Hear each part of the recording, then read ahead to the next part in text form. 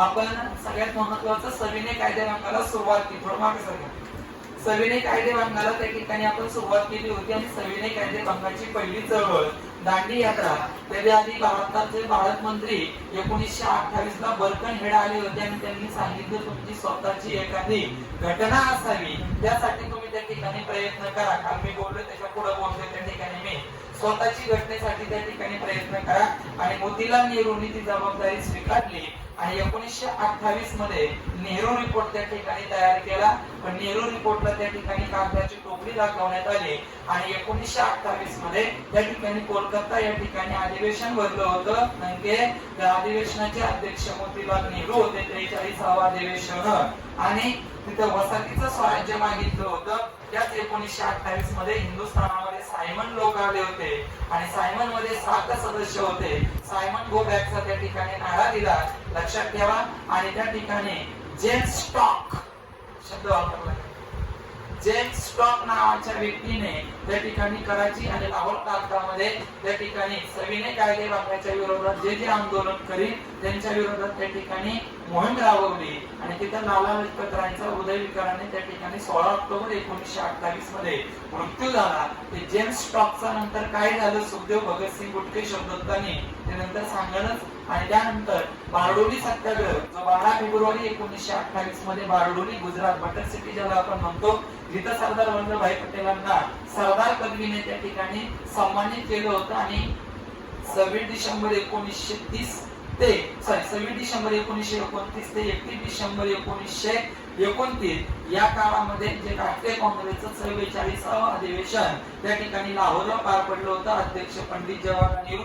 अतिशय महत्वाचं अधिवेशन, पूर्ण स्वराज्याचा ठराव त्या ठिकाणी मंजूर झाला होता. मी कालचा फ्लॅश करतोय थोडंसं.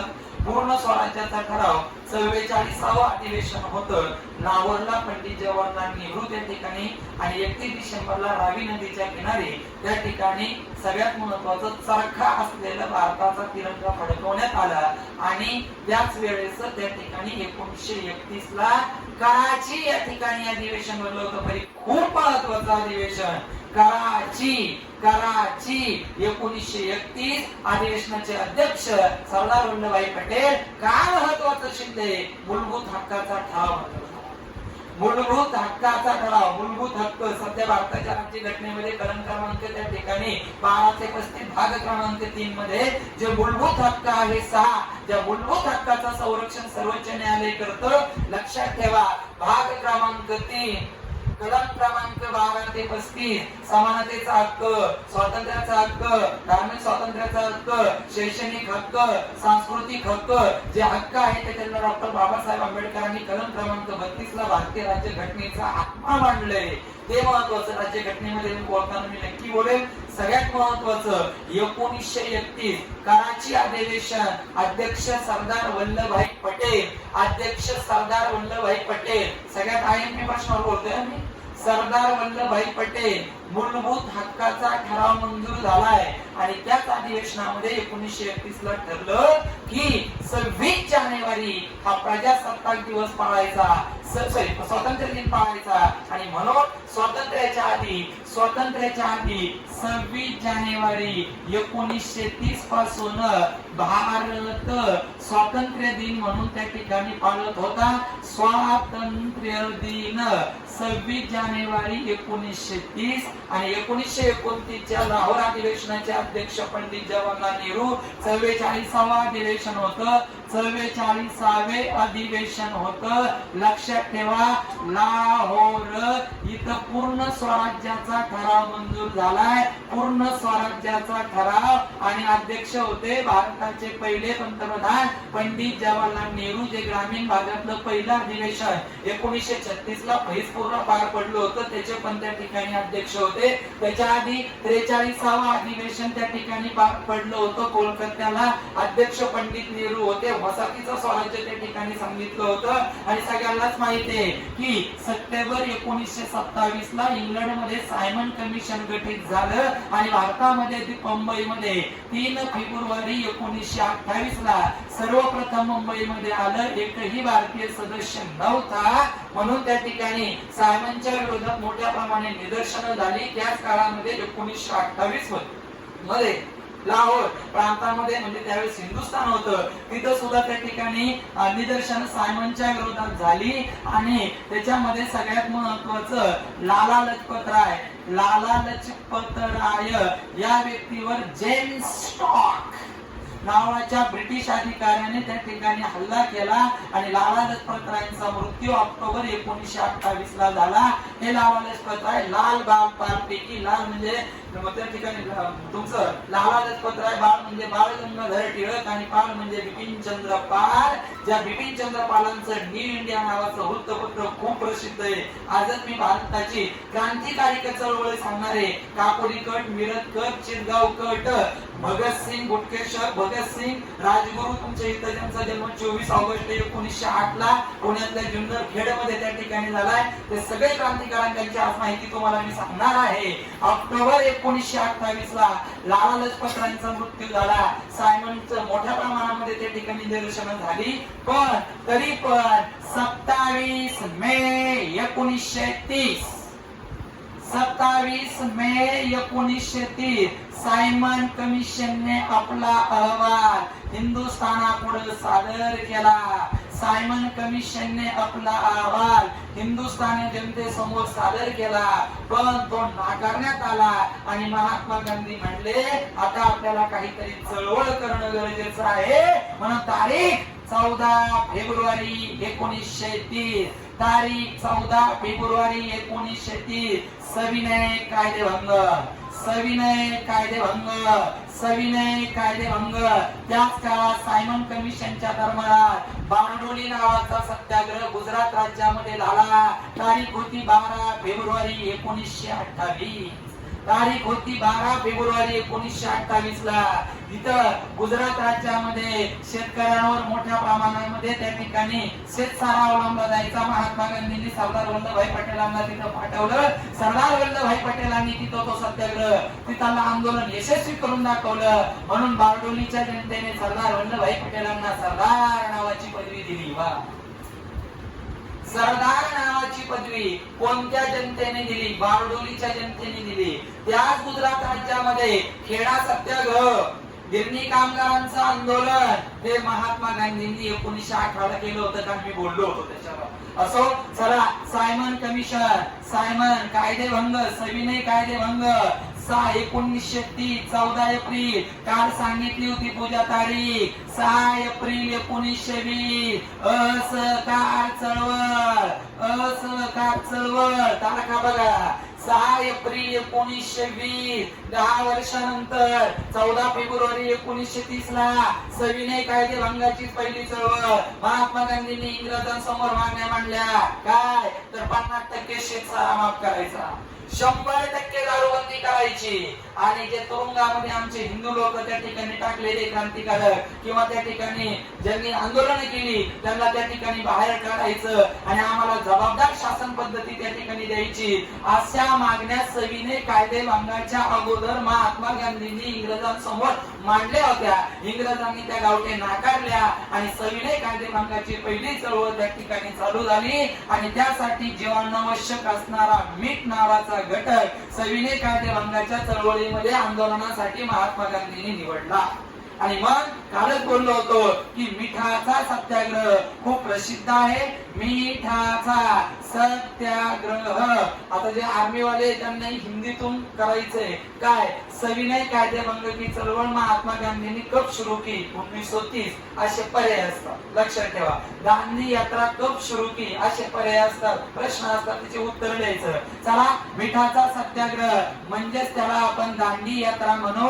दांडी यात्रा 12 मार्च 1930 ला होते. 78 अनुयायी, विकिपीडियावर 72 अनुयायी, पोचले 5 एप्रिल 1930 ला.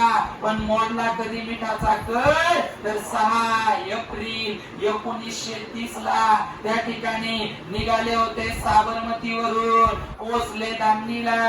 निघाले होते साबरमतीवरून, पोचले दांडीला आणि 6 एप्रिल 1930 ला सकाळ सकाळ मीठ हातात घेतलं आणि मिठाचे जाचक कर त्या ठिकाणी त्यांनी ते मोडले आणि हे अंतर होतं 385 किलोमीटर, याने की 240 मैल. काल 400 सांगितलं.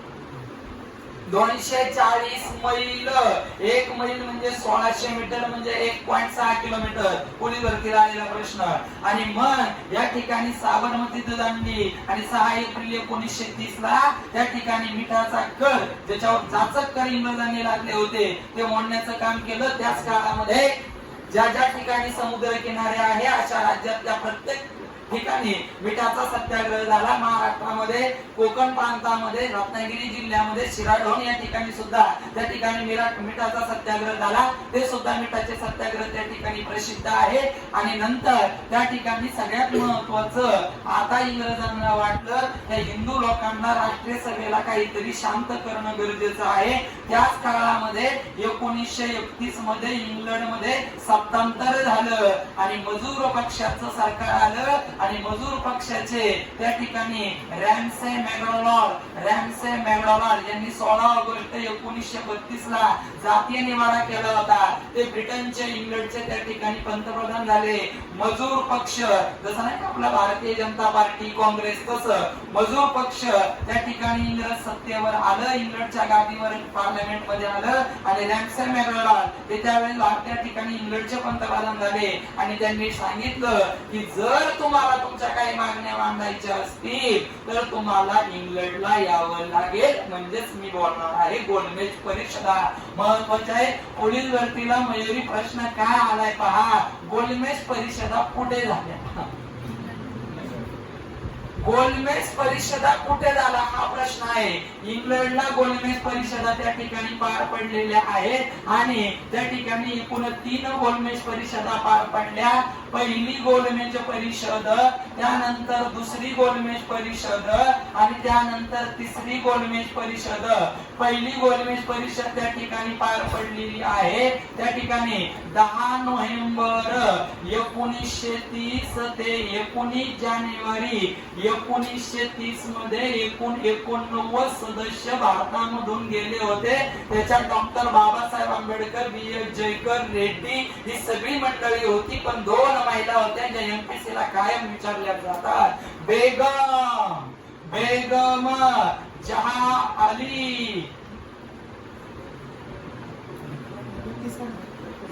31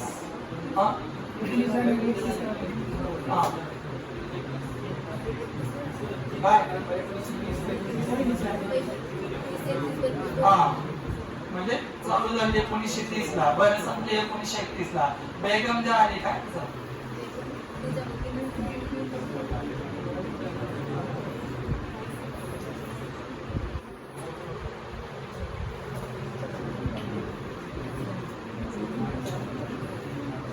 2 महिला होत्या. बेगम जहां अली काय नाही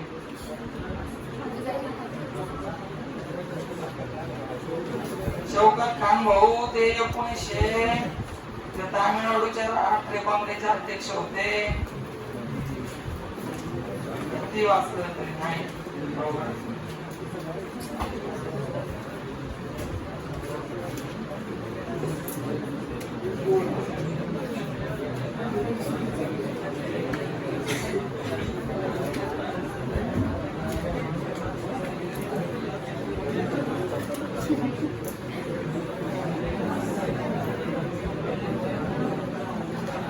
जहां शहनावाज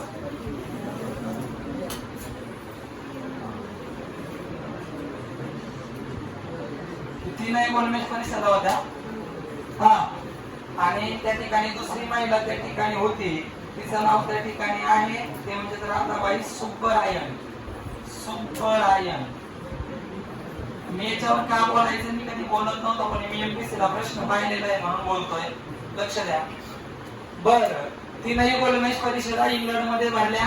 पहिली गोलमेज परिषद 10 नोव्हेंबर 1930 ते 19 जानेवारी 1931. सदस्य होते 89. डॉक्टर बाबासाहेब आंबेडकर दलितांचं प्रतिनिधित्व करत होते. सयाजीराव गायकवाड पण गेले होते. असे जवळजवळ 89 मंडळी गेली होती. त्याच्यात 2 महिला होत्या. बेगम जहां आरा शहनवाज ही जी महिला आहे ना ती तीनही गोलमेज परिषदेला होती. लक्षात ठेवा. त्याला राज्यसेवेच्या मुख्य पेपरला जायचे त्यांच्यासाठी बोलतोय मी.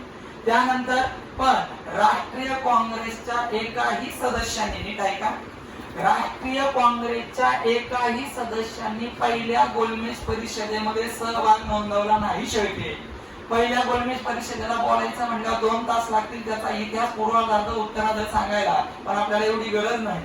पहिली गोलमेज परिषद, 3ही गोलमेज परिषदा भरलेल्या आहेत इंग्लंडला, लक्षात ठेवा. आणि पहिल्या गोलमेज परिषदेचे उद्घाटक होते पंचम जॉर्ज.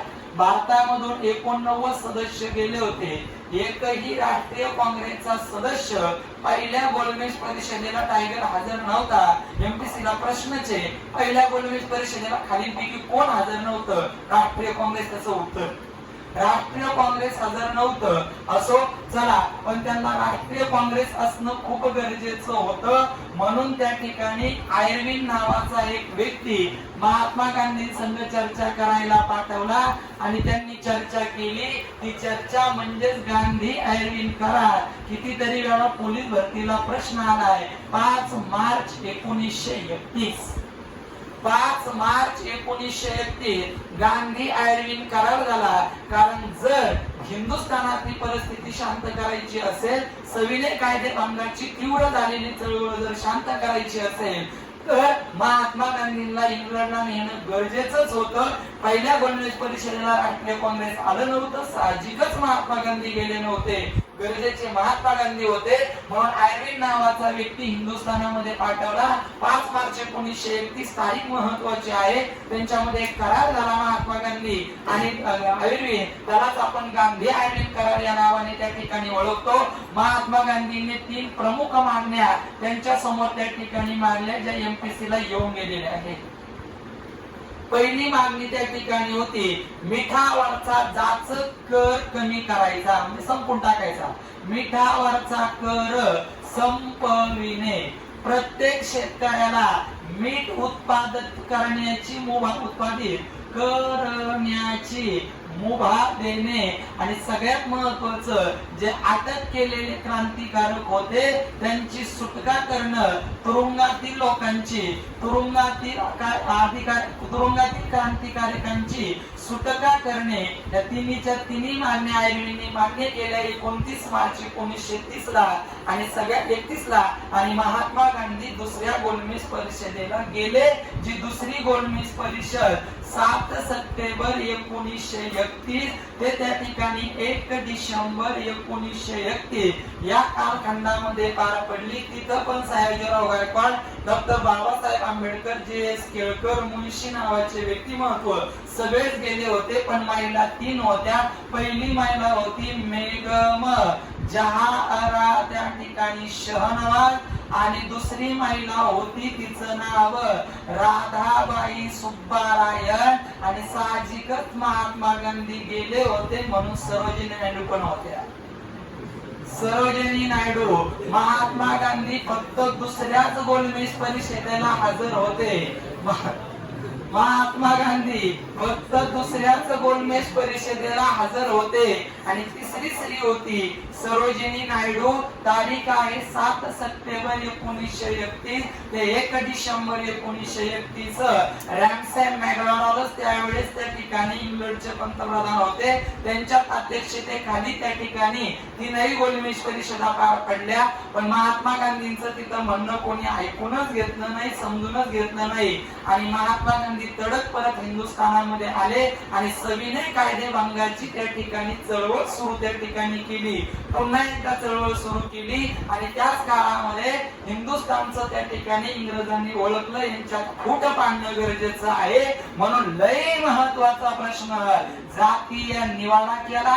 Ramsay McDonald. तारीख होती 16 ऑगस्ट 1932. तारीख होती 16 ऑगस्ट 1932. रॅमसे मॅकडॉनल्ड नावाच्या ब्रिटिश पंतप्रधानाने, ज्याच्या अधिपत्याखाली 3ही गोलमेज परिषदा पार पडल्या. जातीय निवाडाशिवाय पोलीस भरतीचा पेपर तयार होत नाही. जातीय निवाडा रॅमसे मॅकडॉनल्डने केला आणि दलित समाजासाठी 71 स्वतंत्र जागा त्या ठिकाणी ठेवल्या.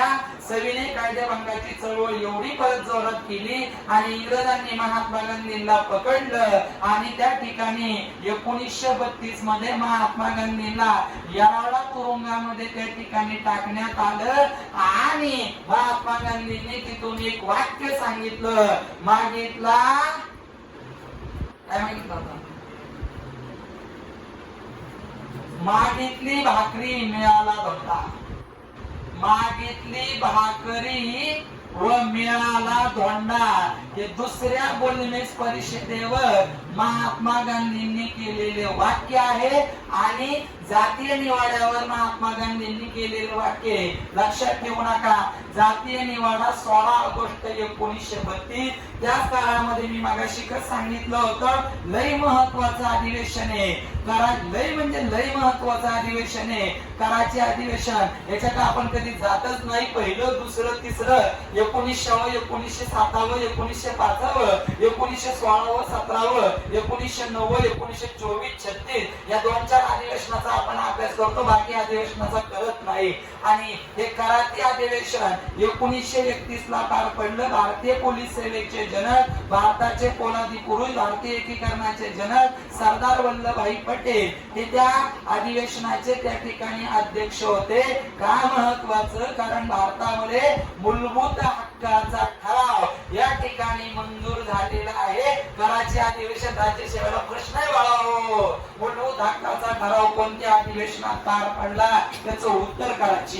लक्षात ठेवा, 1931 आणि मग त्या ठिकाणी दुसरी गोलमेज परिषद सुद्धा निष्फळ ठरली राष्ट्रीय काँग्रेसच्या दृष्टीने. कारण दुसऱ्या गोलमेज परिषदेच्या मधूनच महात्मा गांधी हिंदुस्थानात आलते. सविनय कायदेभंगाची चळवळ पुन्हा एकदा तीव्र केली. त्यांना इंग्रजांनी धरलं, येरवडा तुरुंगात टाकलं. तिथून वाक्य केलेलं, मागितली भाकर मिळाला धोंडा. आणि मग तिसरी गोलमेज परिषद पुन्हा एकदा इंग्लंड मध्ये भरली. तिसरी गोलमेज परिषद तारीख होती त्या ठिकाणी 17 नोव्हेंबर 1932 ते त्या ठिकाणी 24 त्या ठिकाणी डिसेंबर 1932. आणि इथं डॉक्टर बाबासाहेब आंबेडकर गेले होते. इथं पण डॉक्टर बाबासाहेब आंबेडकर दलितांचं प्रतिनिधित्व करत होते आणि इथं पण डॉक्टर बाबासाहेब आंबेडकर दलितांचं प्रतिनिधित्व करत होते. आणि इथे 1940 सदस्य त्या ठिकाणी निवडण्यात आले. आणि सगळ्यात महत्वाचं, त्या ठिकाणी हिंदुस्थानातून 46 गेले आणि महिला एक होती, तिचं नाव बेगम जहाआरा शहानवाज. शहानवाज ही एकमेव महिला. तिथेही गोलमेज परिषदेला इंग्लंड मध्ये त्या ठिकाणी अन्नपूरकर हजर होती म्हणून राज्यसेवेवाल्यांनी ओळखलं. प्रश्न तयार झाला, तीनही गोलमेज परिषदेला खालीलपैकी कोणती भारतीय महिला सदस्य किंवा प्रतिनिधित्व करत होते? बेगम शहाआरा शहानवाज तिचं त्या ठिकाणी उत्तर आहे. हे त्या ठिकाणी लक्षात ठेवा. तिसरी गोलमेज परिषद संपली, जातीय निवाडा झाला. तर त्याचा मॅग्ना चार्टा डॉक्टर बाबासाहेब आंबेडकर मुंबईच्या विमानतळावर आले आणि त्यांना समजलं की स्वातंत्र्य लढ्याची धुरा ज्याच्या खांद्यावर आहे असे मोहनदास करमचंद्र गांधी यांनी येरवडा तुरुंगामध्ये आमरण उपोषण केलेलं आहे. आणि डायरेक्ट मुंबईहून गाडी घेतली, येरवडा तुरुंगामध्ये गेले आणि महात्मा गांधी आणि आंबेडकर यांच्यामध्ये करार झाला. तारीख आहे 24 सप्टेंबर 1932. त्याला आपण पुणे करार म्हणतो, त्याला आपण ऐक्य करार म्हणतो, त्याला आपण येरवडा करार म्हणतो. डॉक्टर बाबासाहेब आंबेडकर विरुद्ध त्या ठिकाणी महात्मा गांधी यांच्या करार झाला. महात्मा गांधींच्या ऐवजी पंडित मदन मोहन मालवीय ज्यांनी सत्यमेव जयते नावाचं वाक्य हिंदुस्थानामध्ये जगामध्ये प्रसिद्ध केलं, त्या मदन मोहन मालवीयांनी त्या ठिकाणी मला काहीच नको लिहूय, तुझी लई काळजी, मला मी सगळं टेन्शन, तुमची फार शब्दाना शब्दाची काळजी. आज उत्तर प्रदेश मध्ये परत योगी आदित्यनाथचं सरकार येतंय किंवा आम आदमी पार्टीचं भगवंत मानचं पंजाब मध्ये सरकार येतंय. सगळं तुम्हाला देऊन देणार. तुम्ही फक्त रात्रंदिवस जागायचं वाचायचं, तुम्हाला फक्त वाचनाचं काम. बर चला, 1932 पुणे करार झाला आणि महात्मा गांधींचं म्हणणं एकूण सेपरेट स्वतंत्र हिंदू मुसलमान मार असे स्वतंत्र मतदारसंघ नको, त्यासाठी 18% जागा म्हणजे एकूण 148 जागा राखीव ठेवण्यात आल्या हिंदुस्थानामध्ये. त्या कशा? ते राज्य शहराला जोड्या लावायला. कशा 148 जागा आहे पहा या ठिकाणी. सगळ्यात महत्वाचं इथं तुमच्या त्या ठिकाणी ज्या 148 जागा आहे त्या मद्रास प्रांतातून त्या ठिकाणी 30 सदस्य निवडले जाणार. त्यानंतर सगळ्यात महत्वाचं तुमच्या बंगाल प्रांतातून 30 सदस्य निवडले जाणार. मध्य प्रांतातून 20 सदस्य निवडले जाणार.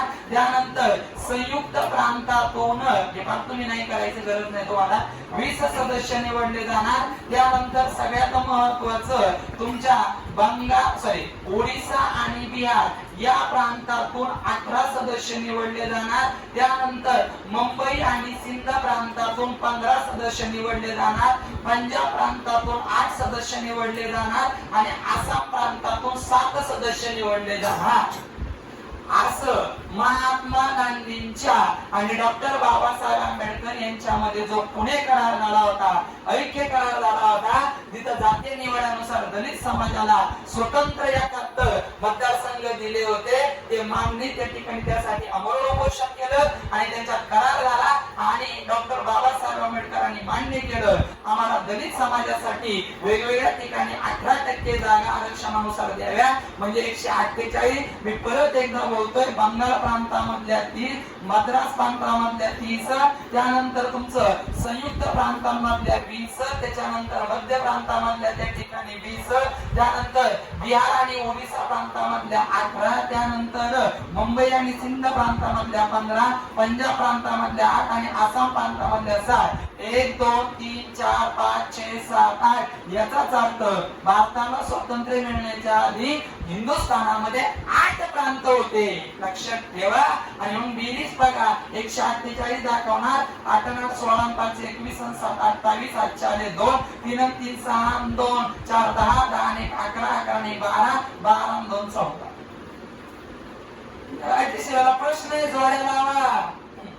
त्याच्या जोड्या लावायला सांगितलं होत्या. महात्मा गांधींच्या पुणे करारानुसार खालीलपैकी कशा पद्धतीने जागा वाटण्यात आल्या होत्या दलित समाजासाठी, त्या जोड्या लावायच्या होत्या.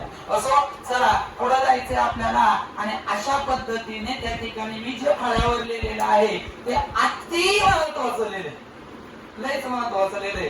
परत एकदा काय काय लक्षात ठेवायचं पहा. याच्या आधी 43वा अधिवेशन सगळ्यांनाच माहिती आहे. कोलकात्याला अधिवेशन झालं होतं आणि त्या कोलकाता अधिवेशनाचे अध्यक्ष मोतीलाल नेहरू होते आणि त्यांनी वसाहतीचं स्वराज्य मागितलं होतं. दिलं नाही एका वर्षाच्या आत आणि म्हणूनच पूर्ण स्वराज्याचा ठराव त्या ठिकाणी मंजूर झाला. 1929च्या लाहोर अधिवेशनात अध्यक्ष त्या ठिकाणी पंडित नेहरू.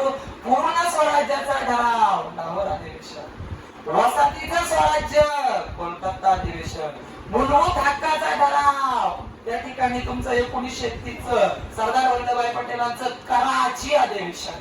नावं वेगळी, कराची, लाहोर, कोलकाता, बेळगाव, फैजपूर, सिमला, बनारस, बरोबर वेगवेगळी आहे राष्ट्रीय काँग्रेसचं. चला पुढे 1927 मध्ये सायमन कमिशन आलं. मुंबईमध्ये 3 फेब्रुवारी 1928 आलं. 7 सदस्य होते. सायमनला मोठ्या प्रमाणामध्ये विरोध झाला आणि त्या ठिकाणी जेम्स स्टॉकने त्या ठिकाणी कराची पाकिस्तान प्रांतामध्ये त्या ठिकाणी सिंध प्रांतामध्ये लाला लजपत राय हल्ला केला, त्यांचा मृत्यू झाला. त्या जेम्स स्टॉकचं काय केलं याच्यानंतर मी सांगणारच आहे. त्यानंतर 14 फेब्रुवारी 1930 ला सविनय कायदेभंगाची चळवळ महात्मा गांधींनी पुकारली हिंदुस्थानामध्ये आणि त्यासाठी जीवनावश्यक वस्तू निवडली मिठाचा सत्याग्रह. प्रश्न काय वाटतं माहिती का पोलीस भरतीला? मिठाचा सत्याग्रह खालीलपैकी कोणत्या कार्यक्रमाचा भाग आहे? उत्तर सविनय कायदेभंग. डोकं चालवायचं. सविनय कायदेभंगाचं काम येते. आणि मग दांडी यात्रा 12 मार्च 1930 ला 78 जण घेऊन निघाले. विकिपीडियाला 72. मी परत बोलतो. 385 किलोमीटर 240 मैल 5 एप्रिल 1930 ला पोहोचले. पण मीठ कधी मोडलं? 6 एप्रिल 1930. चला, साबरमती टू दांडी निघाले कुठून? साबरमती. पोहोचले पुढं दांडीला इंग्लंड. त्याच वेळेस 1929 मध्ये इंग्लंड मध्ये मजूर पक्षाचं सरकार आलं. लॅम्सन मेळाव्यावर तिथले पंतप्रधान झाले आणि त्यांनी त्या ठिकाणी 27 मे 1930 ला सायमननी आपल्या त्या ठिकाणी जे अहवाल तयार केला होता तो हिंदुस्थानामध्ये दाखवला. त्याचा बराचसा मोठा विरोध झाला आणि मग त्या ठिकाणी लॅम्सन मेळाव्याने ठरवलं आता यांना शांत करणं गरजेचं आहे. म्हणून त्या ठिकाणी तुम्हाला जर तुमच्या काही मागण्या मांडायच्या असतील तर आम्ही हिंदुस्थानामध्ये ऐकणार नाही, तुम्हाला त्यासाठी इंग्लंडला यावं लागेल. गोलमेज परिषदा तीनही भरल्या. तीनही गोलमेज परिषदेला डॉक्टर बाबासाहेब आंबेडकर आणि बेगम जहाआरा शाह नावाची महिला उपस्थित त्या ठिकाणी होती. पहिली गोलमेज परिषदेला 89 सदस्य होते. पंजाब जॉर्जने त्याचं उद्घाटन केलं होतं. पण त्यांना राष्ट्रीय काँग्रेसची गरज होती. पण त्याच काळामध्ये राष्ट्रीय काँग्रेसचा महात्मा गांधी इंग्लंडमध्ये यावं यासाठी गांधी आयरन करार 5 मार्च 1931 ला झाला. महात्मा गांधींनी 3 प्रमुख मागण्या टाकल्या. 29 मार्च 1931 ला त्या मान्य केल्या. महात्मा गांधी दुसऱ्या गोलमेज परिषदेला त्या ठिकाणी गेले. तारीख 7 सप्टेंबर 1931 ते 1 डिसेंबर 1931 या ठिकाणी सुद्धा बेगम जहाआरा शाह नावात, त्याच्यानंतर राधाबाई सुब्बरायन आणि सरोजिनी नायडू या भारताच्या पहिल्या महिला राज्यपाल म्हणून ज्यांनी कार्य केलेलं आहे तिथं सुद्धा त्या ठिकाणी गेले. महात्मा गांधींचं म्हणणं ऐकून घेतलं नाही आणि मग महात्मा गांधी आले आणि सविनय कायदे बांधण्याची चळवळ पुन्हा एकदा तीव्र केली. महात्मा गांधींना पटवलं, येरवाडा तुरुंगात टाकलं आणि त्याच वेळेस जातीय निवाडा घोषित केला. 16 ऑगस्ट 1932 रॅम्सन मेळावा आणि 71 दलित समाजासाठी वेगवेगळ्या जागा दिल्या. महात्मा गांधींना दुखी झाले. मागितली भाकर मिळाला धोंडा नावाचं वाक्य तिथूनच प्रसिद्ध आहे. तिसरी गोलमेज परिषद भरली 17 नोव्हेंबर 1932 ते 24 डिसेंबर 1932. तिसऱ्या गोलमेज परिषदेला त्या ठिकाणी 46 जण उपस्थित होती. महिला तीच होती आणि नंतर आंबेडकर हिंदुस्थानात आले आणि 24 सप्टेंबर 1932 ला पुणे करार ऐक्य करार झाला. हजारो वेळा पोलीस भरतीला प्रश्न आहे. पुणे करार कोणात झाला? महात्मा गांधी आणि डॉक्टर बाबासाहेब आंबेडकर. पण महात्मा गांधी आतमध्ये होते, आंबेडकर बाहेर होते. महात्मा गांधींना स्वाक्षरी करणं शक्य नव्हतं. पंडित मदन मोहन मालवीय